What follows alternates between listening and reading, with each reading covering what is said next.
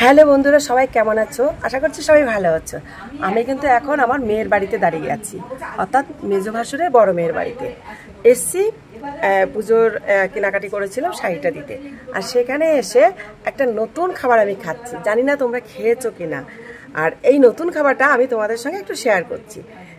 শিউলি ফুলের নাম তো সবাই জানো, আমরা কিন্তু সবাই জানি শিউলি ফুল খাওয়া যায় না, আমরা কিন্তু পাতাটাই খেতে জানি, শিউলি ফুলের পাতা।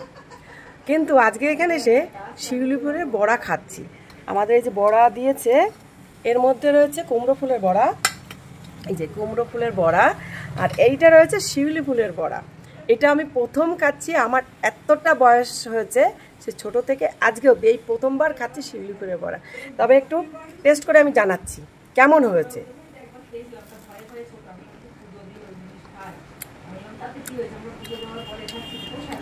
খুব সুন্দর হয়েছে। অ্যাকচুয়ালি বড়া যে কোনো জিনিসই ভালো হয়, কিন্তু ফুলটা যে খাওয়া যায় সেটা কিন্তু জানা ছিল না।